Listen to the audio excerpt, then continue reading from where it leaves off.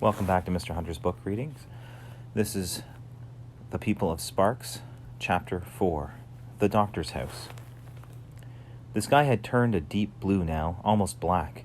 At one edge shone a streak of brilliant crimson. In the houses of the village, one window and then another began to glow with a flickering yellow light. They walked and walked. Each time they came to a doorway, or a gate in a wall, or stairs leading upward, Lena hoped this might be the house.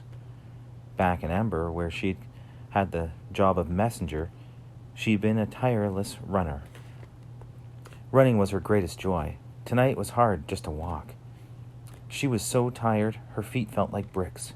But Dr. Hester walked on and on, with the boy trotting ahead of her sometimes and sometimes lagging behind, back to stare at Lena and Miss Murdo and Poppy, until they came to the outer edge of the village. There, standing somewhat apart, was a low-roofed house, except for a glimmer of light on its two windows, reflected from the reddening sky. It was in darkness, huddled beneath a great brooding plant the shape of a huge mushroom. "Is that a pine tree?" Lena asked the doctor. "Oak tree," the doctor said. So Lena understood that tree must mean all big plants, and they came in different kinds. A path led to a wooden gate, which the doctor opened. They came into a shadowy, leaf-littered courtyard, paved with uneven bricks. On three sides were the three wings of the house, like a square-cornered U. The eaves of the roof sloped down to form a walkway all around. In the failing light, Lena could just see that the courtyard was crowded with plants, some growing in the ground and some in pots of all sizes. Vines wound up the columns of the walkway and crawled along the edge of the roof. "Come inside," the doctor said. She led the way to a door in the central part of the house. She and the boy went in. Lena stopped just inside the doorway, and Mrs. Murdo came up behind her, Poppy in her arms. They stood, peering into the gloom. There was an odd, pungent smell, like mushrooms or leaf mold, only sharper. The doctor disappeared for a moment, and when she came back, she held a lit candle. She moved around the room, lighting more and more, 2 candles, 3 candles, 4, until a wavery light filled the central part of the room. The corners remained in darkness. Come in, the doctor said impatiently. Lena moved forward. She felt grit beneath her soles of her shoes, and the tickle of dust in her nose. She was in a long, low room with clutter everywhere, clothes draped over the backs of armchairs, a shoe on a saggy couch, a plate with some bits of food on it sitting on the windowsill. At one end of the room were 2 doors, both of them closed. At the back, a stairway rose into the dark square hole in the ceiling. At the other end of the room, in the corner, was an open doorway leading, Lena guessed, to the kitchen. Beside this doorway was a kind of hollow in the wall, framed by stones and containing some sticks and scraps of paper. The doctor stooped down before this hollow place and held her candle to the sticks and paper there. In a moment, a flame leapt up. It was a bigger flame than Lena had ever seen, like a terrible orange hand reaching up and out. Lena's heart knocked hard against her ribs. She stepped backward, bumping into Miss Murdo. They stood staring, and Miss Murdo with a hand clutching Lena's shoulder. The doctor turned around and saw them. What's the matter?" she said. Lena couldn't speak. Her eyes were fixed on the flames, which leapt higher and crackled. Mrs. Murdo tried to answer. It's... She inclined her head toward the end of the room, where the first flame had become a dozen flames, licking upwards and sending out flashes of the orange light. "Oh," said the doctor, "the fire. You're not used to fire." Miss Murdo managed to smile apologetically, and Lena just stared. "It stays in the fireplace," the doctor said. Not at all dangerous. In Ember, there was never fire unless there was danger. Someone's electric wiring had frayed and ignited, or a pot holder had fallen on a stove's electric burner. The only fire Lena had seen that wasn't dangerous was the tiny flame of a candle. This fire scared her. In the window glass, reflections glimmered. The windows were set so deeply into the walls that there was a ledge at the bottom, wide enough to sit on. The boy, Torin, hiked himself up on one of these ledges and sat there, kicking his feet against the cabinet set in the wall below it. "Afraid of fire," he said in a low, scornful voice. "Come in," the doctor said. "You can sit over there, if you like." She pointed to some chairs at the other end of the room, far from the fire, so that was where Lena and Miss Murdo sat. Poppy woke up enough to give a weak wail, and then she slumped into Miss Murdo's lap. "This will likely be the last fire of the season anyway," said the doctor. "Nights will be getting warmer soon. We won't need one." A creak sounded from outside, and then rapid footsteps. Someone pounded on the door. Lena clutched Mrs. Murdo's hand, but the doctor only sighed and moved to answer the knock. "Oh, it's you, William," she said. "What do you need?" "Some of that ointment," said a man's voice. "I need it right now. My wife cut her hand, and it's bleeding all over."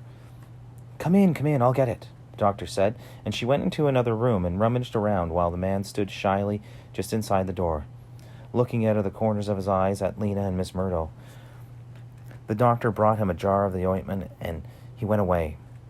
No more than 10 minutes later, another knock came, this time from a young woman who wanted some willow bark medicine for her sister, who had a pounding headache. Again, the doctor rattled around in the other room, and she came out with a small bottle, and the woman hurried off with it. "Are you the only doctor here?" Miss Murdo inquired. "Yes," said Dr. Hester. "It's a never-ending job." She suddenly looked worried. "Did I give William the right jar? Yes, the one with the third shelf. I'm sure if I did." She gave a frazzled sigh. "Now let's tend to your little girl. Put her down here." She patted the couch that stood against the wall.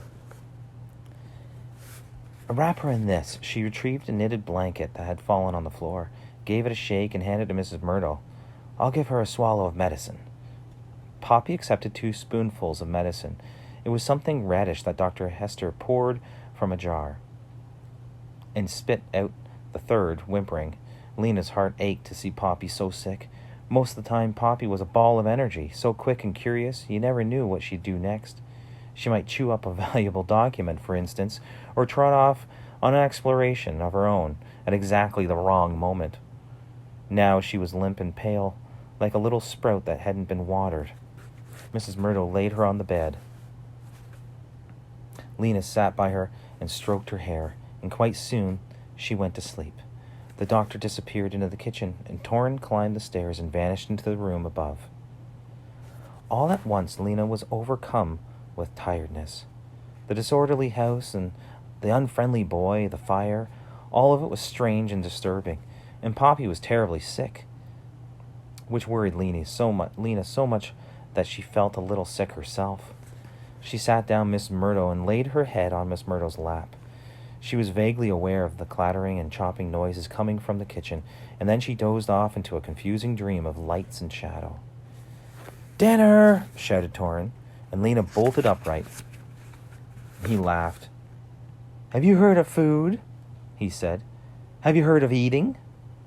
They sat at the table, and all of them but Poppy and the doctor ladled out something from a big bowl. Lena wasn't sure what it was. Cold potatoes, she thought. Something else. She ate it because she was hungry. But when she had eaten, she suddenly became so tired again that she could hardly move. "Quite tasty," said Miss Murdo. "Thank you." Well, said the doctor. "Certainly you're welcome." She started to stand up, then sat down again, looking flustered. "Maybe you'd like to read, or walk around, or..." "Oh, we're a bit tired," said Miss Murdo. "Perhaps we could just go to bed." Dr. Hester's face brightened. "Bed, yes," she said, standing up. "Of course. Why didn't I... Let's see. Where will we put you?" She looked around as if an extra bed might be hidden in a mess. "The loft, I suppose." "No!" cried Torin. "That's my room." "It's the only place with 2 beds," said Dr. Hester. Picking up a candle, she made her way through the clutter of the stairway. "Don't touch my things!"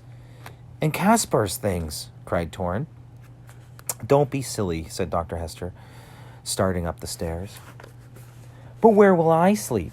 Torrin wailed. In the medicine room, said Dr. Hester. Tears had appeared in Torrin's eyes, but the doctor didn't notice. She disappeared into the loft, and for a few minutes Lena heard thumps and scrapes from above. Come on up, the doctor called. Lena climbed the stairs, and Miss Murdo came after, carrying Poppy. By the light of the doctor's candle, Lena saw 2 beds under a sloping ceiling. There was a chest at the foot of each bed. Some clothes hung from hooks, and some boxes were neatly lined up on the sill of the one window. 2 beds, but 3 of you, said the doctor, frowning. We could put the baby... It's all right, said Lena. She'll sleep with me. And a few minutes later, she was in bed, Poppy in the crook of her arm, covers drawn over them.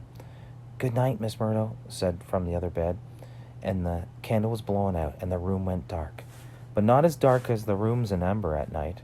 Lena could still see a faint gray rectangle where the window was, because of the lights in the sky, the silver circle, and the bright pinpoints. What are they called, she wondered. And who is Caspar? And how could the doctor stand to have that huge, awful fire right there in the middle of her floor, of her house?